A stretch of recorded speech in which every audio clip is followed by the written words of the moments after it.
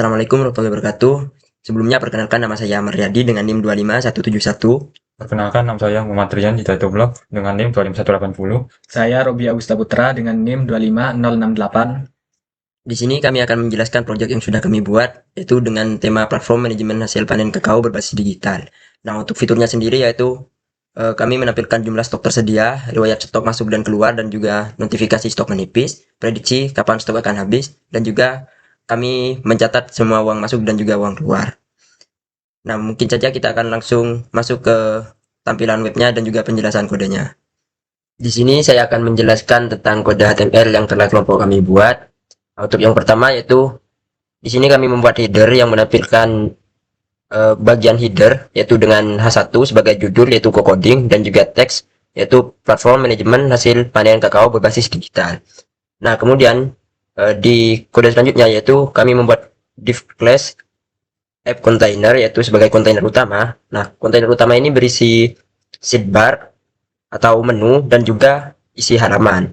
Nah, di dalam sidebar ini berisi menu yaitu akun, dashboard, manajemen stok, dan juga manajemen keuangan. Nah, tampilannya akan seperti ini karena belum dipasangin CSS. Nah, kemudian di main content atau isi halaman yang pertama yaitu halaman login yang mana meminta user untuk memasukkan nama pengguna dan juga kata sandi.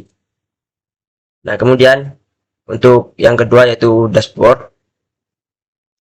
Nah, untuk dashboard ini akan ada tombol reset.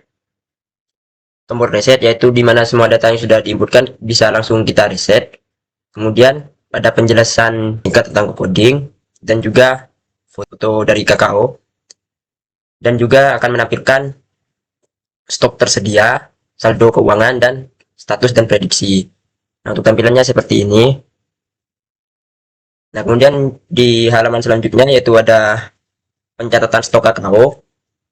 Nah, di pencatatan stok kakao ini, user akan diminta untuk menginputkan jenis transaksi, yaitu apakah ingin transaksinya itu masuk atau panen baru atau keluar.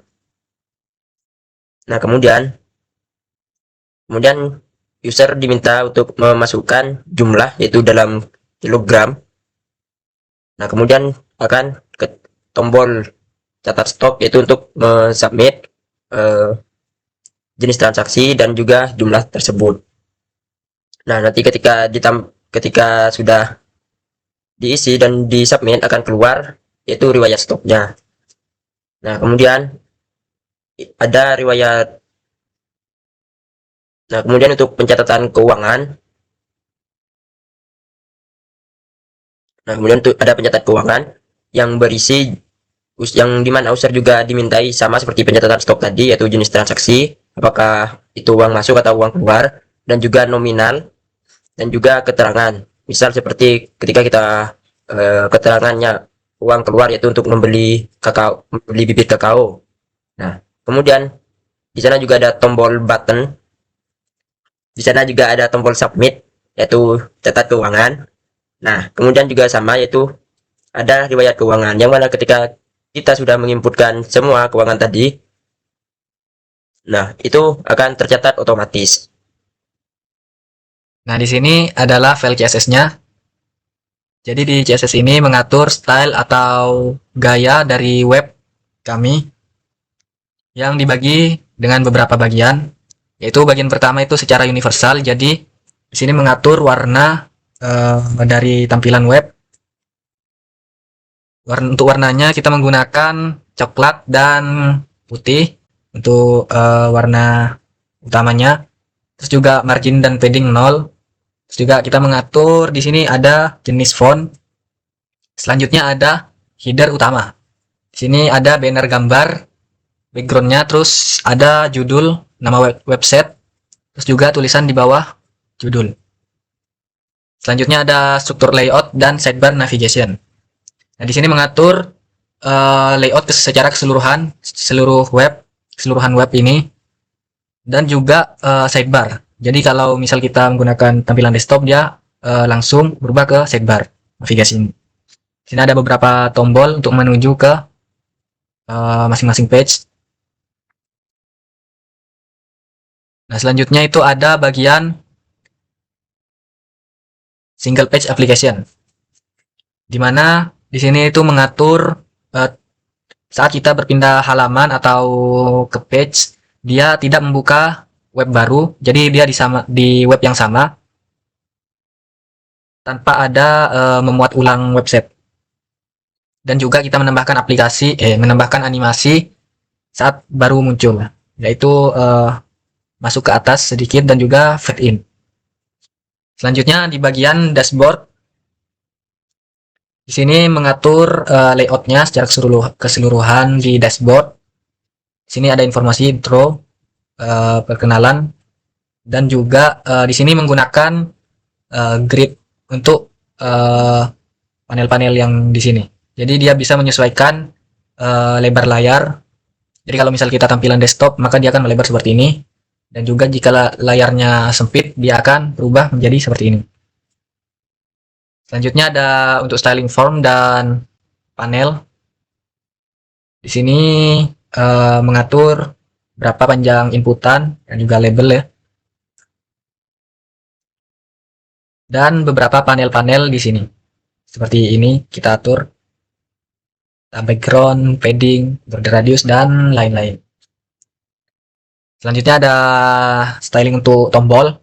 Di sini tombol itu saat hover atau melayang mouse kita, dia akan berubah warna jadi lebih gelap, dan juga ketika diklik dia memiliki garis di bawahnya yang kita pilih. Terus juga ada beberapa tombol lain seperti catat, hapus, dan terus login dan reset. Selanjutnya ada styling untuk table. Jadi di sini saat kita mencatat manajemen stok, dia akan mengatur style di tabel.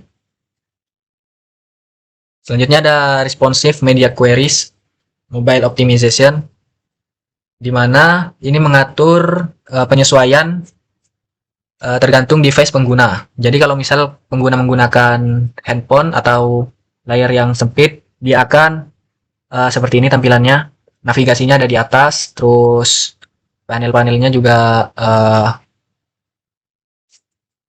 memanjang ke bawah, seperti di dashboard juga seperti ini.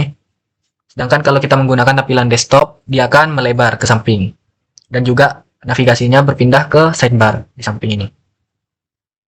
Tampilannya juga melebar, tidak ke bawah seperti yang tadi. Ini akan menjadikan kode pemrograman JavaScript-nya. Karena kode website yang tidak menggunakan database, maka akan disimpan di variabel biasa, yaitu total stock atau total balance dimulai dari 0 untuk menyimpan angka hitungan, dan satunya yaitu struktur data array untuk stock history dan finance history untuk menyimpan riwayat transaksi stok dan keuangan. Yang kedua yaitu fungsi pembaruan layar dan data. Untuk fungsi retrieval data akan berfungsi menghitung ulang total stok dan saldo murni dari awal menggunakan perulangan. Dan for each ini adalah sistem keamanan agar perhitungan tidak terjadi error dan minus. Yang kedua yaitu ada fungsi memperbarui dashboard utama. Berfungsi untuk melakukan manipulasi DOM, memperbarui angka dan peringatan di layar. Dan terdapat logika prediksi yang membagi stok tersedia dengan rata-rata transaksi keluar. Tentunya yaitu ada function render tables, berfungsi mencetak ulang baris tabel HTML secara dinamis berdasarkan isi terbaru riwayat. Yang ketiga yaitu aksi dan event listener. Fungsi bantuannya ini terdapat const get waktu, membuat format tanggal dan jam Indonesia saat ini. Tentunya yaitu const generate ID, membuat ID dajak untuk masing-masing riwayat agar program tidak kebingungan atau saat menghapus salah satu program yang ingin dihapus oleh pengguna. Selanjutnya adalah aksi submit form stok dan keuangan, bertugas untuk menahan halaman agar tidak refresh dan mengambil nilai dari inputan, lalu menyuntikkan data transaksi terbaru. Selanjutnya yaitu aksi hapus riwayat, berfungsi apabila pengguna mencentang atau memilih salah satu riwayat, dan apabila ingin dihapus maka riwayat yang lain tidak akan ikut terhapus. Selanjutnya yaitu ada aksi SPA atau sistem navigasi single page application, menciptakan efek pindah halaman secara instan dengan cara menghapus dan menambahkan kelas CSS. Selanjutnya yaitu aksi tombol reset, mengembalikan semua kondisi aplikasi ke awal dengan mengosongkan array dan memanggil kembali fungsi recalculate.